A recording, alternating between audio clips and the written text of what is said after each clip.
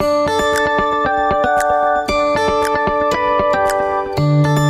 friends, and welcome to Conversations with Consequences, where we are changing the culture one conversation at a time. We are the radio show and podcast of the Catholic Association. We address the issues that interest you, puzzle you, inflame you, in the hope that we can bring some clarity, even to the darkest corners. You can listen to Conversations with Consequences on the EWTN Global Catholic Radio Network, Saturday mornings at 7 a.m. Eastern Time, or you can catch the encore at 5 p.m. We are also on SiriusXM Channel 130. Of course, our radio show is always a podcast. Go to thecatholicassociation.org/podcasts or directly to wherever you listen to your podcasts. I'm your hostess, Dr. Gracie Christie. This week marks the beginning of Lent, a special time, of course, of reflection, of conversion, hopefully, for all of us.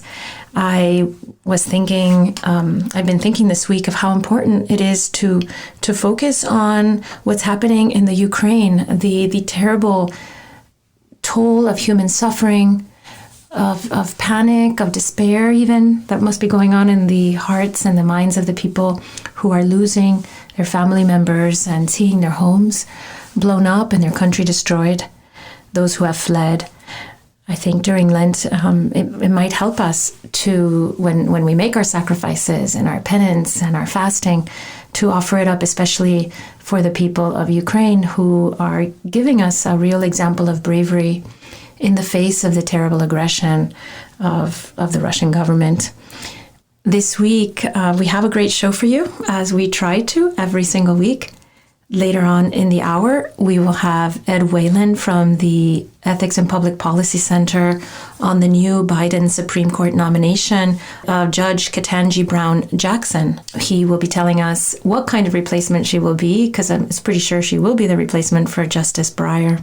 What that means for us as Americans, as Catholics. My friend and co-hostess and my colleague at the Catholic Association, Maureen Ferguson, will be joining me also at the bottom of the hour to talk about the Women's Health Protection Act, I should say so-called Women's Health Protection Act, which was defeated in the Senate, which is good news, but we should talk about it because it does give us a taste of just exactly how radical the pro-choice side is and exactly what they want to see legislatively. And really, all the Democrats signed up for it, with the exception of one, Joe Manchin. And so this has become this kind of radical abortion ideology where there is no holds barred of any kind, as we'll hear from Maureen, has become the mainstream on the Democrat side. So that's very good to keep in mind. But first, as we are in the midst of war with the Ukraine, we've asked Archbishop Borys Gudziak, who is the Ukrainian Catholic Archbishop of Philadelphia. He will give us the latest in the situation there and his own personal reflections on how it affects people of faith in the Ukraine and what we can expect if Russia does in fact succeed. Welcome to the show, Archbishop Borys. Well, thank you. Thank you for having me, and thank you for the great ministry that you develop and serve. And thank you for bringing the plight of the people of Ukraine and the church in Ukraine to the attention of your audience.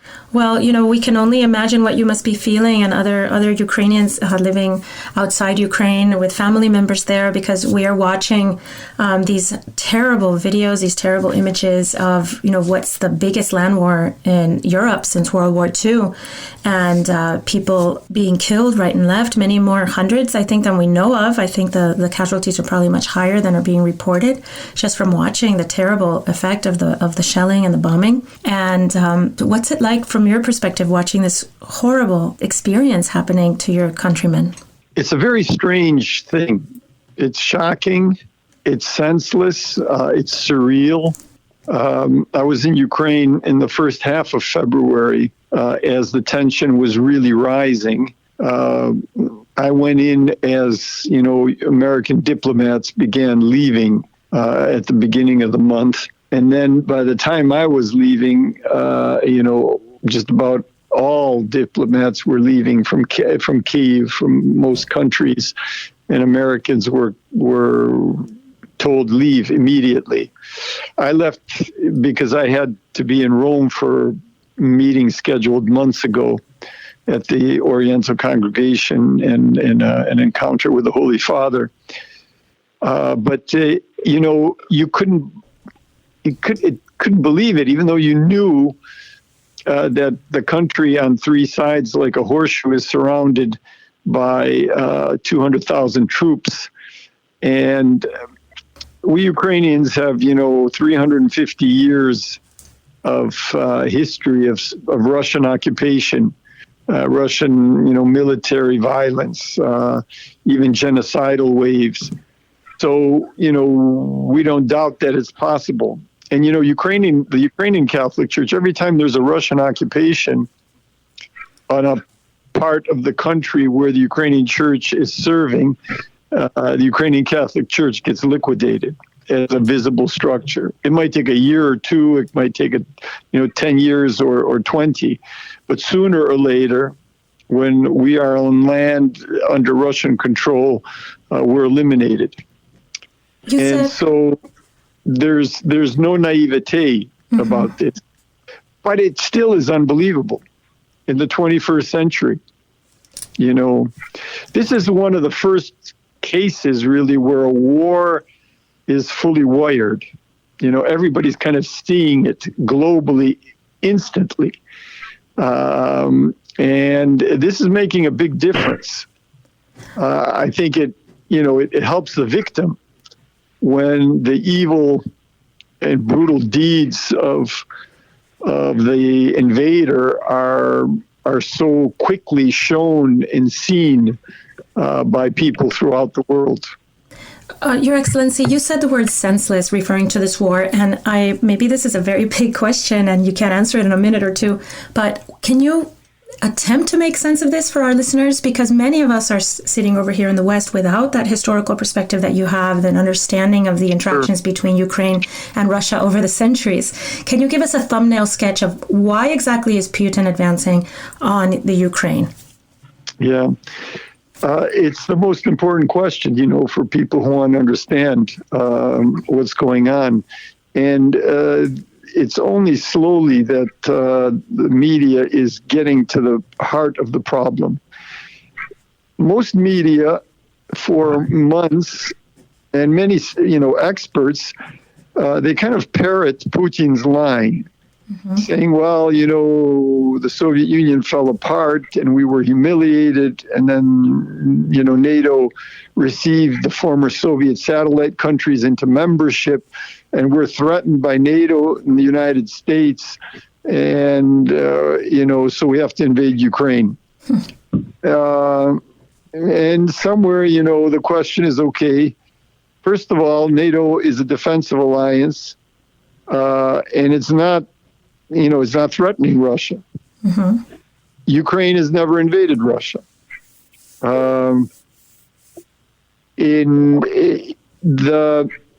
The real reason is, there's really two main reasons. One, which is often stated by the media, and that is that there's nostalgia for empire. Putin said 15 years ago that the collapse of the Soviet Union is the greatest geopolitical catastrophe in the 20th century. And he wants to rebuild an empire, his empire. It's the sin of Adam. Adam grabs for something, the fruit, the forbidden fruit, and he wants to appropriate it. That's the basic human sin. Human nature grabs for itself, whereas God's gesture is an open hand of giving, sharing, the Father to the Son in the Holy Spirit. And we're created to be givers.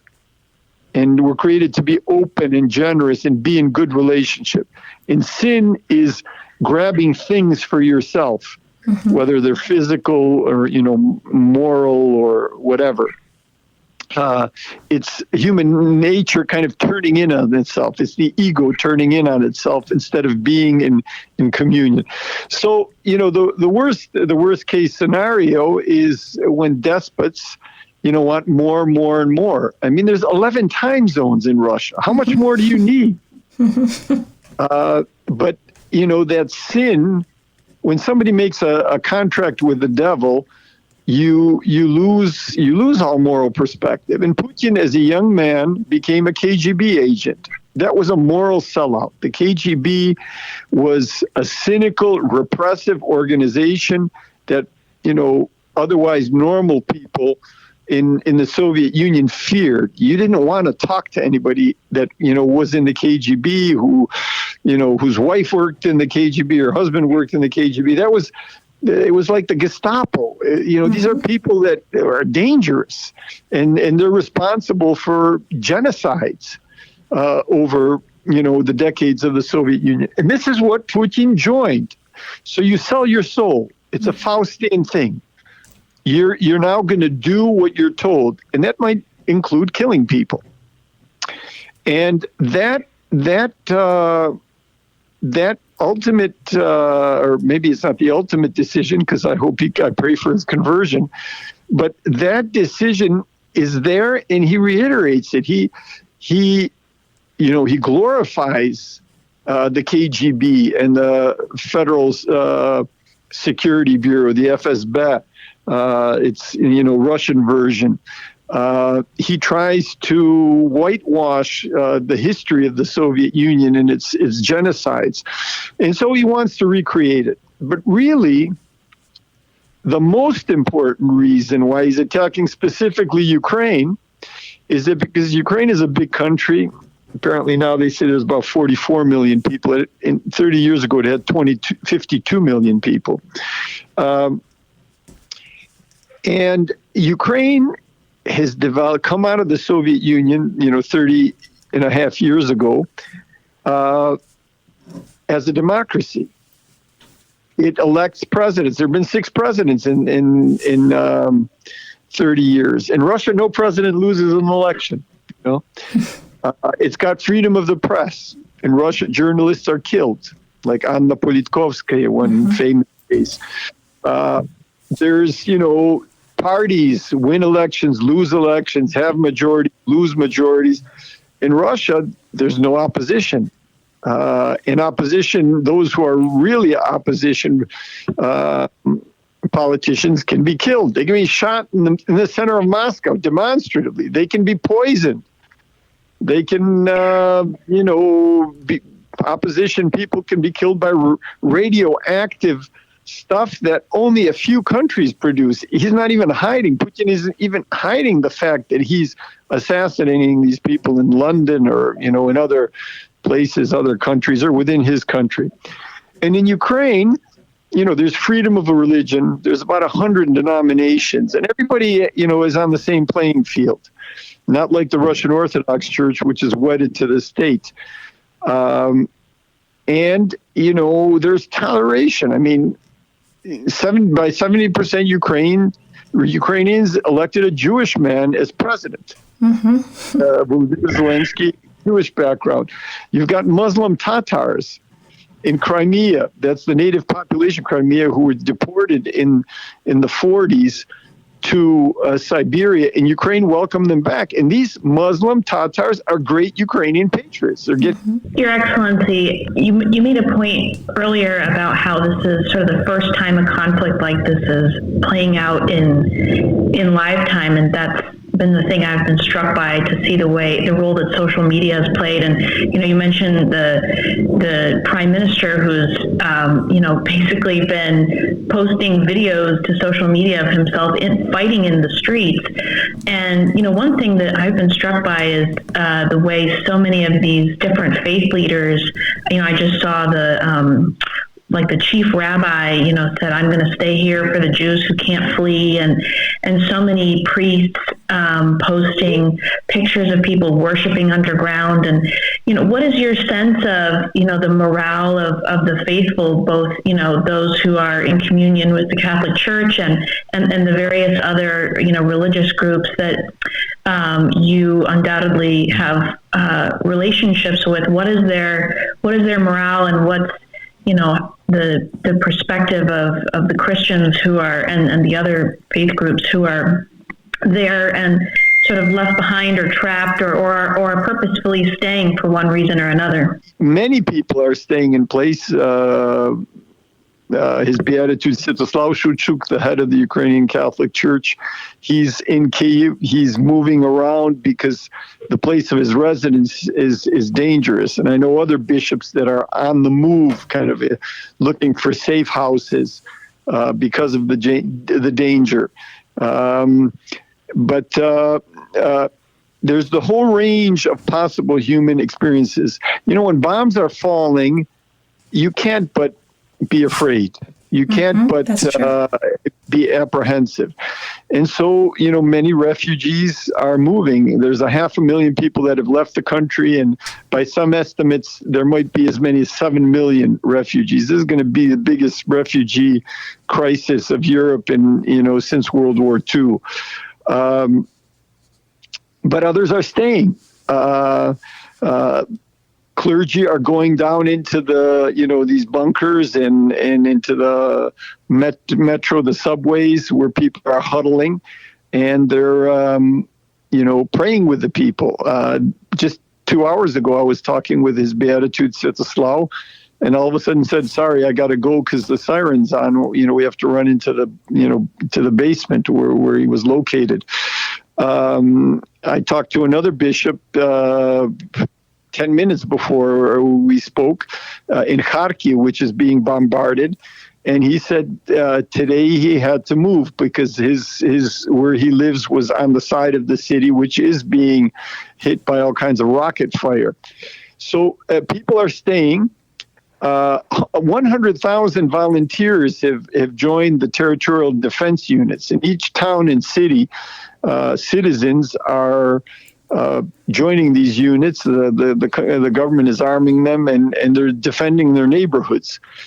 So whether it's spiritually, morally, or militarily, the country is showing incredible resistance. Nobody expected it, and most of all, Putin didn't expect it. What do you think, Archbishop, about the response of the West? Maybe you can tell us what you think of the response from the Vatican, but then also countries in the West like the United States and other European countries. Well, the U.S. response and that of Western Europe has been slow. And I mean slow because, the writing was on the walls 8 years ago when Putin invaded Ukraine on two sides and annexed part of the country. Mm-hmm. There were sanctions. These were slaps on the wrist. And Putin saw the West and the U.S. as weak. And so he started building up his army. And this invasion, massive invasion, comprehensive invasion, has been long in planning. The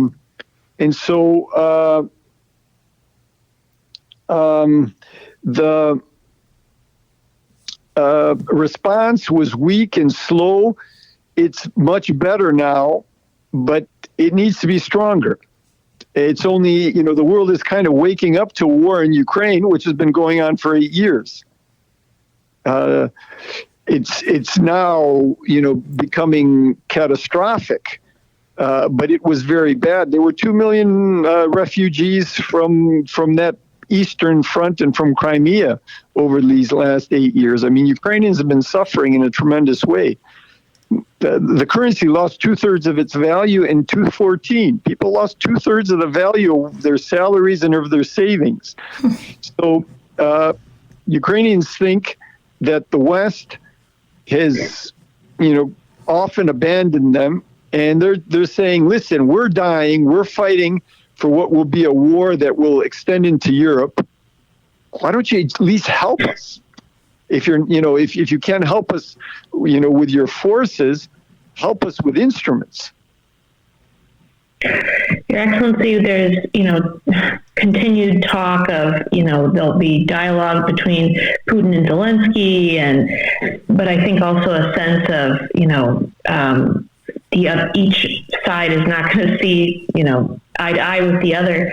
Do you see any prospect for peace, or do you see any sort of outcome where this could resolve without cascading into a larger scale European conflict engulfing other countries and, what do you see as what's the best case realistic outcome? Well, imagine at a bus stop, there's a lady that's getting beat up by a hoodlum. And people on the side say, why don't you negotiate it? I mean, what kind of negotiation?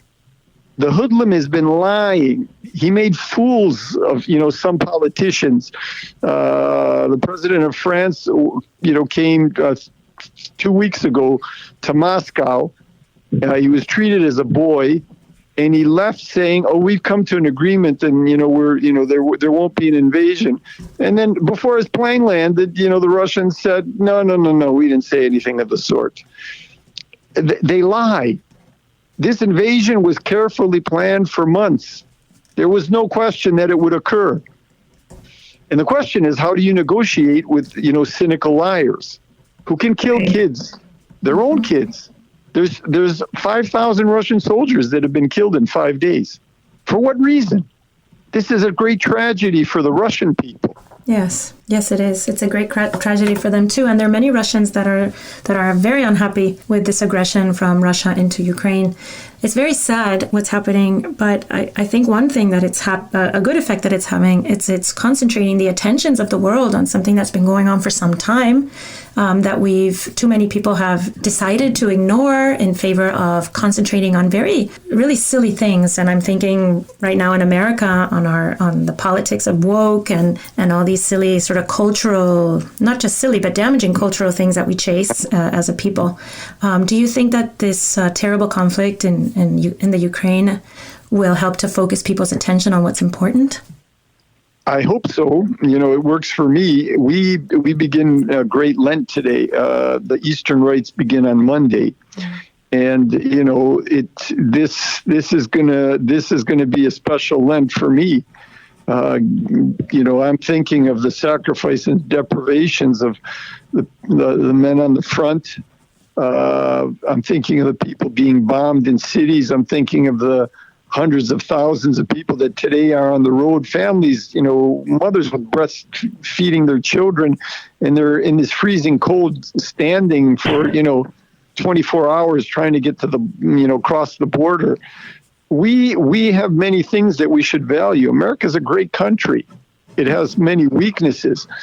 One problem is that, a lot of faithful conservative Catholics think Putin is a defender of traditional values, not realizing that Russia has the highest abortion rate in the world, one of the highest alcoholism, suicide, divorce rates in the world. It's a thoroughly corrupt country. And this guy has been in power for 22 years. Mm-hmm. And people say this guy's a defender of traditional values. He's a killer. Mm-hmm. He's a sociopath. And, I talked to Cardinal Sarah last week, and he's, a very holy man. And he said, I think Putin defends traditional values. And I said, Your Eminence, we were having coffee together and, standing up. I almost dropped my cup. And that is what disinformation does. Mm-hmm. And that is what you are doing, why it is so important. Archbishop, what can our listeners do besides joining our prayers to all the prayers of the people across the world who are praying for the end of this, for the end of suffering in Ukraine, and even for the end of suffering of the Russians, the poor Russian soldiers who are being thrown into this fray? What else can we do? What would you recommend to us? Let's not skip over that so quickly. What else with prayer? Prayer moves mountains. The Soviet Union fell apart without a war. 15 countries came out of it. Our churches became free. My church, our Ukrainian Catholic Church, became free after being for 43 years the biggest illegal church in the world. And that was through prayer. That was through grace. That's right. That was a miracle. It was the act of God. So pray, yes, and pray and pray. Second, information. Everything we were saying about. There's so much disinformation. Putin is attacking Ukraine because Ukraine has the virus of democracy. It has virus of freedom. It has the virus of transparency. Not in a perfect state. Ukraine has its own problems, but the U.S. also has many problems in its political system. But he doesn't want any of it in his autocratic, kleptocratic oligarchy, where a few people control everything, and the rest of the population must toe the line. And the third thing is to help in the humanitarian crisis. There's going to be millions of people that are going to be homeless. Millions. And they're on the move. And it's the winter. And they need our help. That's right. That's a good wake-up call for us. It's going to be a tremendous, even if everything stops today, on this very day, just recovering from what's been going on, the terrible devastation in the Ukraine will be enormous. Billions of dollars of infrastructure that have been destroyed. Electric stations, gas pipelines, natural gas pipelines, schools, hospitals, kindergartens, roads, bridges, high-rise apartment buildings. It's incredible, how quickly with a demonic intention, how we can destroy, how we can kill, and how long it takes to give life, to heal, and to build. Well, Archbishop, I can't thank you enough for putting this all out, just laying it out for us in such a way that really helps us understand and helps us especially understand how important our prayers are and how important the defense of the Ukraine is to the world in general, not just to Ukrainians, but to all of us. So thank you very much for taking the time to talk to us. God bless you and all the listeners, and I'm glad to help in the next days and weeks to come, because this is far from over. Every morning, the Catholic Association reviews all the latest news and sends our subscribers a carefully curated collection of the most important news of the day. Items are specifically selected for a smart Catholic audience like you. Don't let the world take you by surprise. Subscribe to our daily media roundup at thecatholicassociation.org.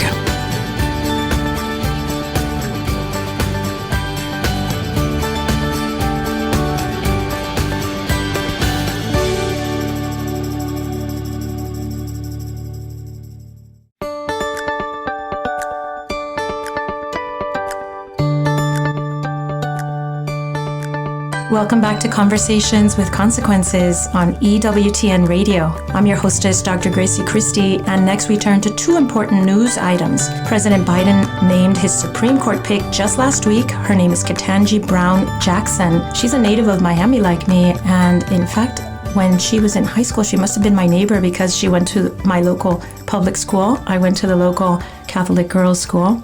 Ed Whelan of the Ethics and Public Policy Center will be joining me with a look at her record and what this pick might mean for the court. But first, I'm so glad to have my co-hostess and TCA colleague Maureen Ferguson back with me to discuss the shocking Women's Health Protection Act that puts Roe v. Wade on steroids, as Maureen likes to say, and it certainly does do that. And we're relieved to find out that the bill did not pass in the Senate. So thank you for joining me today, Maureen. I'm so glad to be joining you, Gracie. I wanted to have you on because you are the expert on all these legislative shenanigans that go on in D.C. You always know exactly what to make of them and what they mean. And so the big thing that happened this week was that this horrible bill that was up before the Senate did not make it. It did not pass. So tell us about this bill. Tell us why it's horrible and why it's good it didn't pass, but what it really means in the big picture. So it's great that the bill didn't pass, but it really just got snagged on a procedural hurdle, and we haven't heard the last of this bill.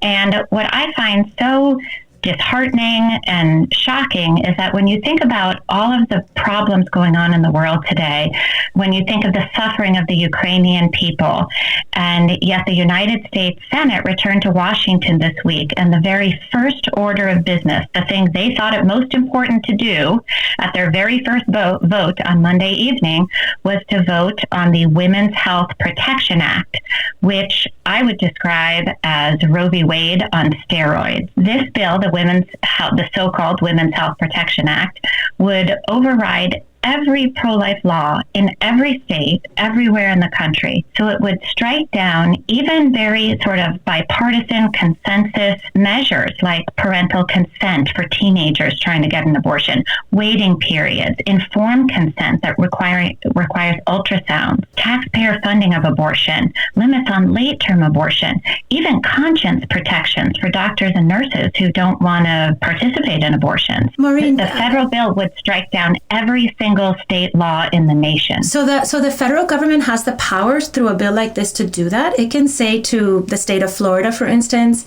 girls who are 13 and under can have abortions without their parents being called. And if that's a law that the citizens of the state of Florida feel is a good and conscientious law that should be placed around abortion?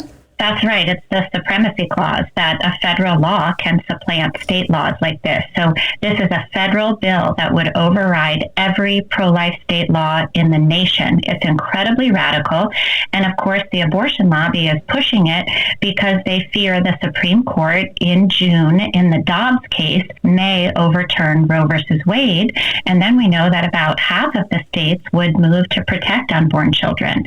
So that is why the abortion lobby is pushing so hard for this radical and extreme bill. And, you know, I even think I've been thinking a lot about the case of Pennsylvania, because Pennsylvania has, it's called the Abortion Control Act, and they have a limit on abortions past 24 weeks. Now, we all remember the just absolutely ghastly case of the serial killer, the abortionist, Dr. Kermit Gosnell.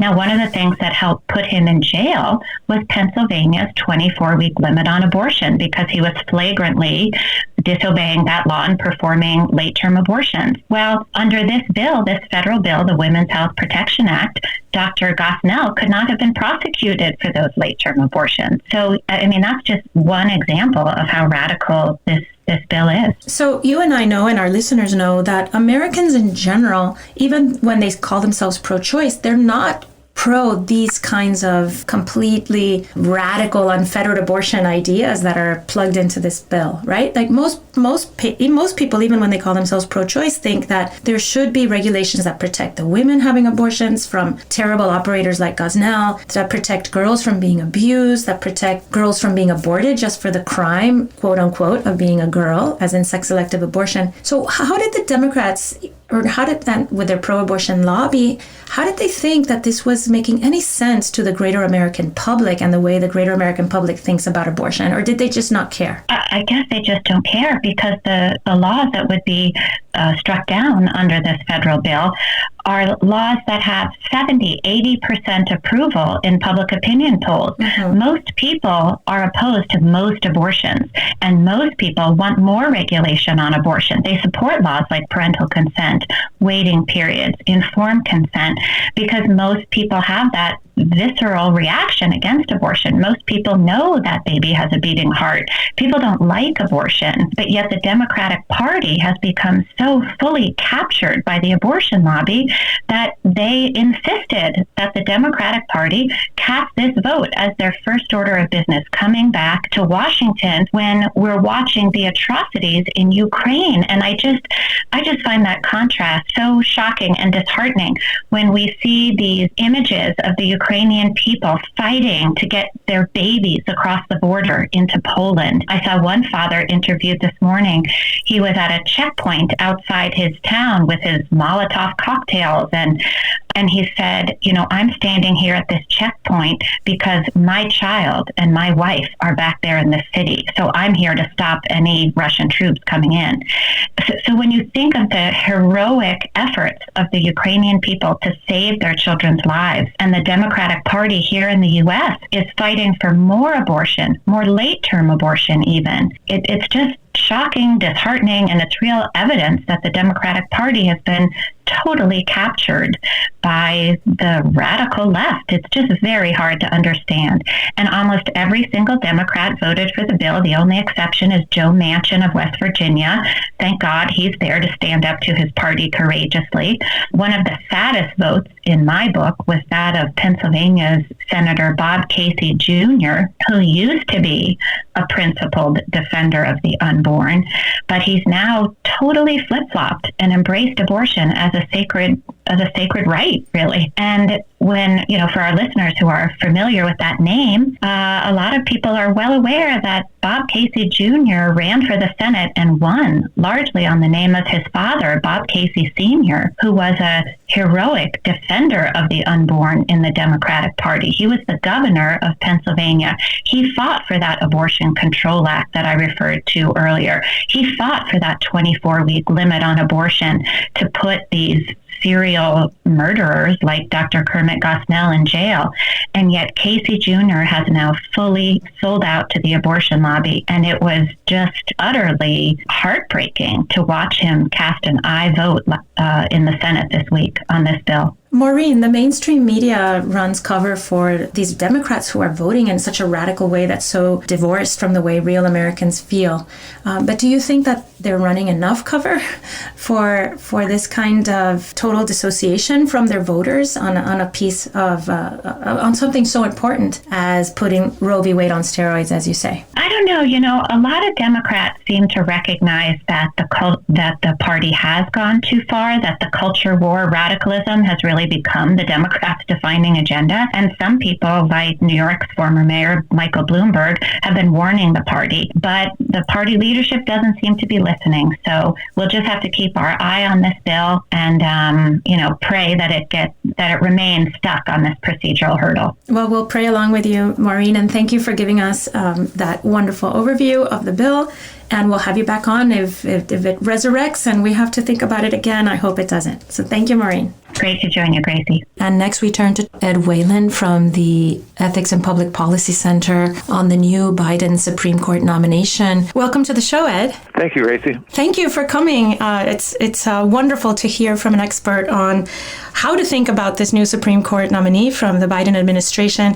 Many of us, me included, haven't been paying a lot of attention because of the terrible things that are happening over in the Ukraine, and obviously our attention is very focused on that. But this is a very important thing here in America for our future on so many levels. So if we could talk about Ketanji Brown Jackson, can we first talk about, if you don't mind, the fact that he chose her out of a very limited pool of applicants by specifying her race and sex? Can you tell us what that means as far as the perception of her qualifications might be? Well, sure. During his Democratic campaign for president, Joe Biden promised that his first Supreme Court nominee would be a black woman. This is a promise that South Carolina Congressman Jim Clyburn extracted from him at a debate in South Carolina. What this means, as you pointed out, is he has excluded lots of candidates from consideration, arguably some 95+%, 97%, right at the outset. Look, demographic considerations frequently come into play in Supreme Court nominations. I think that's inevitable. This is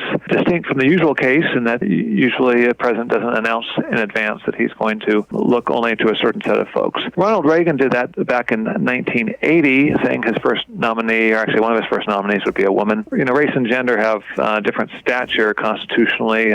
Racial discrimination is generally viewed as more suspect, as requiring heightened scrutiny to be justified. But in any event, I think the salient political point is that the American public seems not to have liked this pledge, and it's notable that at the White House announcement last Friday, Joe Biden made no mention at all of his pledge and instead did his best to emphasize Judge Jackson's credentials. Well, I guess that's good, but it leaves the American public wondering what's next. Like, what's the next set aside for the Supreme Court? I guess we'll find out if the Democrats keep choosing people, right? Keep nominating people if that does happen in the next year or two. Yes, well, diversity considerations have become, front and center in judicial selections on the Democratic side. You see that with the lower court selections that Joe Biden has made so far. He has delivered overwhelmingly on his promise. The numbers are rather amazing, and it's a separate argument whether diversity considerations warrant such weight or whether they instead play into a concept of the judiciary as though judges are representatives of certain constituencies rather than folks adept in the law selected to neutrally decide what the law means and to apply it. It does seem that we are playing harder and harder the identity politics, at least as driven by the Democrats. And to me, it's a very sad thing to see the highest court in the land brought into it now. This way, it seems that the Supreme Court will lose credibility with the majority of Americans who don't judge people strictly on the basis of their skin and sex. Well, I think there is that danger, and as with race preferences generally, there's the danger that people will assume assume, perhaps mistakenly, that Ketanji Brown Jackson would never have been picked but for this commitment. Mm-hmm. As my teenage daughter said when I told her about Biden's pledge, she said, "Why did you do that? Why didn't you just go ahead and select her?" Mm-hmm. Exactly. Now, that's there are arguably advantages of not being so blatant about what you're doing. But identitarian politics are huge on the left, and they have no substitute for judicial philosophy other than the whole so-called living constitutionalist approach of just reading the Constitution to mean whatever you want it to mean. So instead, they've shifted their focus to to put great emphasis on these diversity considerations. So in any case, they must be feeling very confident about her, about the way that she will march into her position as a replacement for Justice Breyer, and support some of these ideas on the left, like identitarianism and the pro-choice to the nth degree, to name just two. What do you think? Are they feeling pretty confident that she will make that a great replacement for Justice Breyer? They must be. Oh, sure. Yeah, I mean, look, lawyers with a progressive view of what the Constitution ought to mean are a dime a dozen in our legal culture, and she's surely been vetted carefully to make sure that she doesn't have any unwelcome views. So, there's every reason to think she'll be, probably even to Justice Breyer's left on those matters. But her judicial record is rather low, at least as far, or small, I should say, at least as far as her decisions on the D.C. Court of Appeals, for instance? Well, she's been on the D.C. Circuit for only a year, so the record there is very thin. Before that, she was a district judge for some 8 years, and she has lots of opinions from that time. District court opinions often are very constrained by precedent and very focused on deciding motions for summary judgment, and with a few examples aside, I can't say that you can really discern much in the way of judicial philosophy or ideology from those opinions. She did have a couple, 2 or 3 high-profile opinions, very, very long opinions during the Trump administration, where she seemed to be auditioning for the Supreme Court by delivering defeats to the Trump administration. Some of which were reversed by D.C. Circuit panels that included liberal judges. Look, there's every reason to think she'll be a progressive justice. What about her stance on religious liberty? What do we know about her in that sense? Well, we don't know much. She actually was for a time a member of an advisory board of a Baptist school that proudly proclaimed on its website orthodox moral beliefs on marriage, sexuality, and life. Now, she disclaimed any familiarity with those views at her D.C. Circuit hearing. She distanced herself from them. But look, we heard when she made her own comments at the announcement ceremony last Friday, she gave her thanks to God and spoke in terms of faith. Mm-hmm. So I would like to think that she comes from a background that's friendly to faith and that she's not going to be aggressively secularist. Justice Breyer, for whom she clerked, was sometimes somewhere in the middle on matters of law and religion. So this could be an area where she is not way out on the far left. How do you think Republicans, during her confirmation hearing, how should they question her? What should be their general, if you were running it, how would you manage it? Well, I think the general approach should be what they did during the Sotomayor and Kagan processes, which is focus on judicial philosophy. Ask her questions about that and be ready to vote against her when they don't get satisfactory answers. Look, Joe Biden back in 2005 threatened to filibuster what would have been the person who would have been the first African-American female justice if she had been nominated, Janice Rogers Brown. And so he's shown by his own example that, of course, you can oppose someone on the grounds of judicial philosophy and not be labeled racist or sexist for doing so. So I think Republican senators should, engage in a civil, dignified inquiry and certainly not descend into the politics of personal destruction that we've seen Democrats resort to in the past. And, I think we'll have a fairly quiet hearing after which she will very likely be confirmed. harmed. But, the goal is that we advance the understanding on the part of the American public about what judging is all about, and that's not what, Joe Biden thinks it is. And what kind of time frame are we looking at for this whole process? I think you'll see a hearing either before April or in early April with confirmation, assuming nothing surprising happens, either before the Senate's Easter break or right after it. Okay. Well, thank you, Ed. Thank you so much for all your insights on this. It's a great topic. I think we should all be paying lots of attention, even though, again, our attention can be frozen somewhere else right now. And thank you for joining me. Thank you, Gracie. And now, Father Roger Landry offers us, as is customary, a short and inspiring homily to prepare us for this Sunday's Gospel. This is Father Roger Landry, and it's a privilege for me to be with you as we enter into the consequential conversation Jesus wants to have with us in this Sunday's Gospel, as we journey with Jesus into the desert at the beginning of the Lenten season. Most people have no desire at all to go to the desert, certainly for no more than a brief visit. At a spiritual level, however, we should always have a great love for the desert, because the desert is what helps us to understand the 40-day pilgrimage of Lent, which we join and imitate Jesus there and ponder the fruits of what he did. Every Lent, the same Holy Spirit whom St. Luke tells us led Jesus into the desert wants to guide us into the desert with him. Lent is meant to help us recapitulate Christ's 40 days away from everything, so that we, apart from distractions, can focus on who we are, on our relationship with God and others, and with Christ's help can confront and overcome the way the devil seeks to distort those relations and that image. To go into the desert, however, is increasingly difficult for people today. We're so connected that if we're out of cell phone range, we can easily feel lost. Well, the Lord is not calling us all physically to go out into the Araba. He is calling us to the state of the desert, removing ourselves as much as we can from distractions, from the television, from computer, radio, and the newspaper, the various things that may be fine in themselves, but can crowd our lives with noise so that we can't hear God, and crowd our lives with clutter so that we can't see him. The first temptation we face each Lent is to refuse to go into the desert with Christ, to think that our Lent can be complete if, for example, all we do is give up booze and sweets. The first big hurdle for us is to hear Christ's voice from the desert saying, "Come away to a deserted place all by yourselves and rest a while." The next lesson we need to grasp is what's supposed to be the fruit of that time in the desert. That leads us to this Sunday's Gospel. It's a particularly special scene because the only way St. Luke and St. Matthew would have known about it would have been if Christ had told it to the disciples himself. No one else was there. The Lord must have opened up his heart to them about this seminal moment of his hidden life, which occurred immediately after he was baptized by John in the Jordan.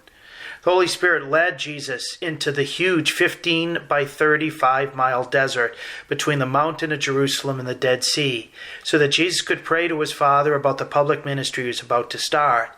He prayed and fasted for an incredible 40 days, which obviously would have left him physically weak and famished. It was at this very moment of physical weakness that the devil came to tempt him. Much like God the Father had once allowed Job to be tested, the same Father allowed Jesus' Son to be tempted. In the temptations Jesus suffered and later described, the devil brought out in a pristine form the types of temptations Christ would undergo in his public ministry and each of us undergoes in our life. By focusing on how Christ responded, we too can learn how to receive God's mercy so that we might be able to react as Jesus did. The first temptation was aimed right at Jesus' tremendous hunger after 40 days of eating nothing. "If you are the Son of God," the devil chortled, "command this stone to become a loaf of bread." When the Israelites were in the desert, Satan successfully tempted them to grumble to God to feed them. Satan was tempting Jesus to recapitulate the Israelites' lack of trust in God, but Jesus would have nothing of it. Jesus had come to save people, to feed their most important hunger, the hunger of their soul. And Satan was trying to induce him, as Archbishop Fulton Sheen used to say, to become a baker rather than a savior. To feed people's physical hunger would be a great way to win a crowd, become popular, because hunger is the most basic human need. And the devil was tempting Christ to bribe others to follow him.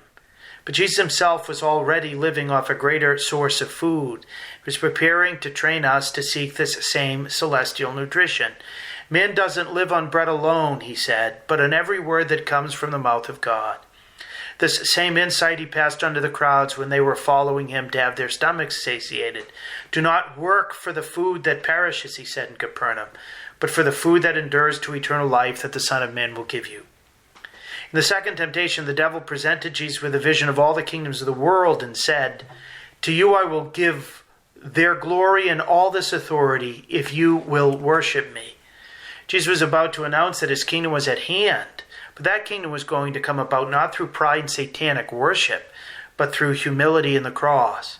The father of lies was proposing a shortcut, another way, an easier way. I'll give it all to you if you fall down and worship me. The devil, you remember, had gotten the Israelites to succumb to this temptation to worship him in a golden calf, rather than to trust in the God with whom Moses was speaking on the mountain. But he failed with Jesus, who said to him, worship the Lord your God and serve him alone. The devil likewise tempts us with the pursuit of power, privilege, prestige, and profit, to seek to achieve something worldly by compromising our relationship with God and his moral law, to serve the ruler of this world rather than the one true God. Jesus told his disciples about this second struggle he faced, so that we could learn from him that and how we're called to worship the Lord our God and serve him alone.